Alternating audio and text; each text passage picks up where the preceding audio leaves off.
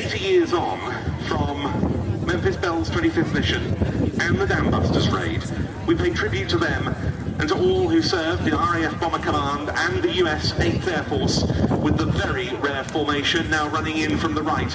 B-17G Flying Fortress Sally B leading the Battle of Britain Memorial Flight Avro Lancaster.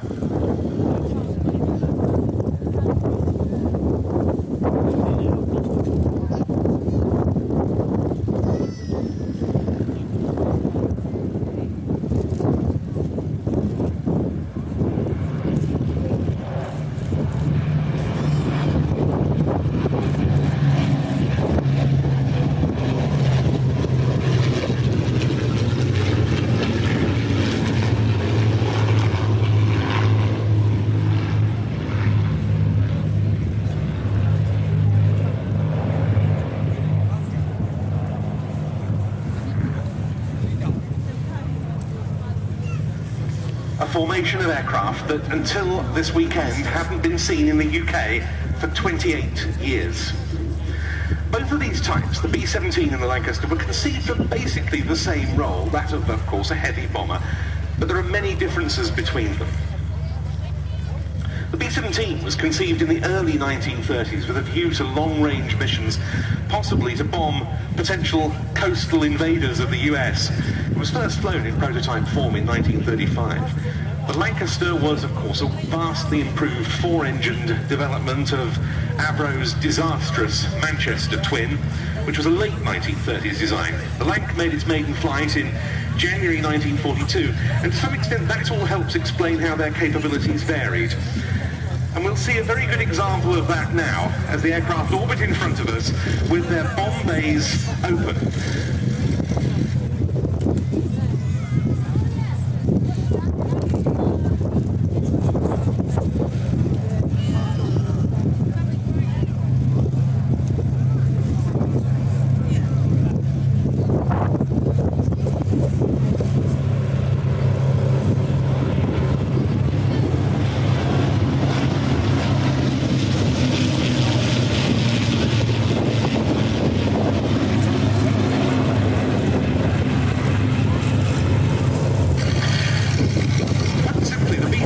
Flew at higher altitudes by day, the Lancaster somewhat lower at night. It didn't say what constituted a normal bomb load really, but an average bomb load for a regular mission by a B-17 was somewhere in the region of 6,000 pounds, which equates to just over 2,700 kilos. The Lancaster's was in the region of twice that. The Lancaster was able to carry the largest bomb load of any bomber used in the European theatre, including specialised weapons like the upkeep bouncing bomb that was employed on the Downs raid.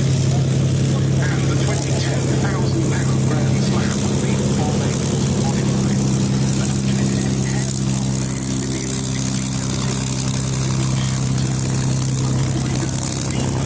The Lancasters.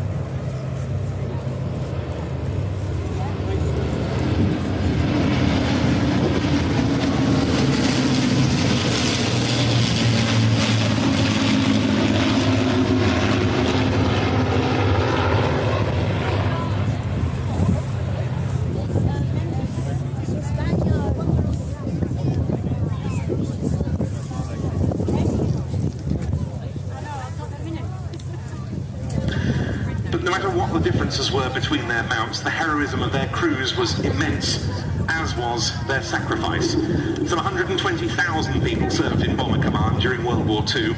Of those, 55,573 were killed. Nearly 3,250 Lancasters alone were lost in action. More than 26,000 US 8th Air Force personnel out of 350,000 lost their lives. In excess of 10,000 of its aircraft were lost, nearly half of them B-17s. The raw statistics, of course, can never tell the complete story, but as we saw there, the Lancaster and B-17 split. We can take a moment to reflect upon the final toll of the Allied bomber offensive.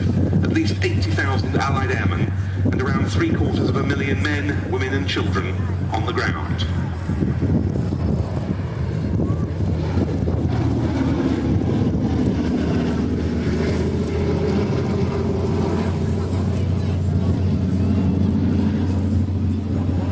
And as Sally B goes into its solo display, I think it's worth saying an enormous thank you to all involved in putting that formation together, to the Battle of Britain Memorial Flight, and in particular the Lancaster captain, Flight Lieutenant Paul Wise, to the Sally B team led by Ellie Sallingbow with Captain Peter Kuipers, and the IWM Duxford Flying Display organising team.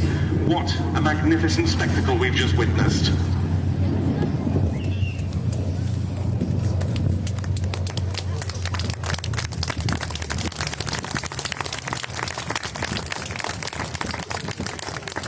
But let's return to the original B-17 Memphis Belle, and a further extract from the 1944 William Wyler documentary of that name, looking in particular at operations from East Anglian shores.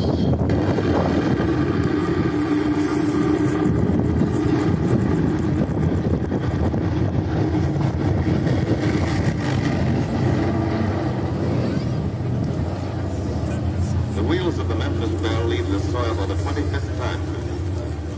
The friendly soil of England, with its bordered farms and rural hamlets, its country estates surrounded by formal gardens and well-kept parks. The England of the towns and cities, whose people have defended their island's freedom for over 1,000 years. But today, their countryside has changed. Today, their island has been converted into a gigantic bomber field. A super aircraft carrier anchored off the shores of Fortress Europe, with hangars and machine shops, with hundreds of dispersal points, perimeter tracks, and concrete runways. This is England in its 5th year of war.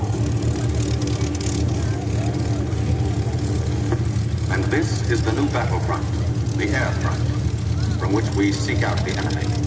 Not his infantry or his artillery, not his panzer divisions, but the greater menace. The industrial heart of his nation, the foundation on which the Nazi Empire and its armies stand, the power behind the German lust for conquest. The steel mills and refineries, shipyards and submarine pens, factories and munitions plants, pinpoints on the map of Europe which mean rubber, guns, ball bearings, shells, engines, planes, tanks, targets. Targets to be destroyed.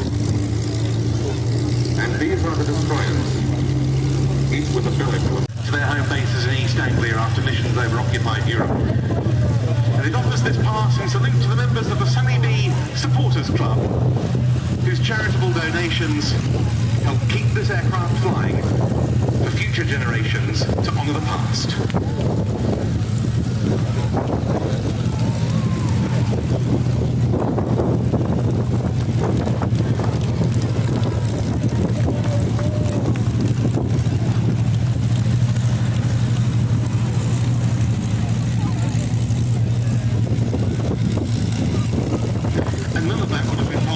B-17's operator, Ellie Sallingbow, who somehow has seen to it that this aircraft keeps flying in private hands with no official support, as it has done since 1975 when this aircraft first arrived in the UK for airworthy preservation. It has been a remarkable effort.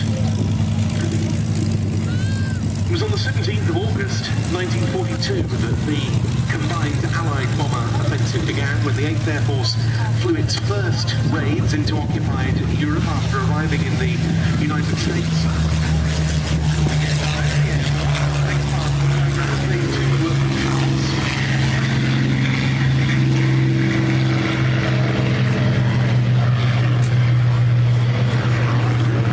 With B-17E models of the 97th Bomb Group stationed at Grafton Underwood in Northamptonshire that carried out the 8th Air Force's first raid to rail marshalling yards at Sotteville-les-Rouen on the 17th of August 1942. This B-17G model represents the ultimate, really, in the wartime flying fortress line. Even more heavily armed than the... and with defensive armament totaling 13.5 45-inch machine guns.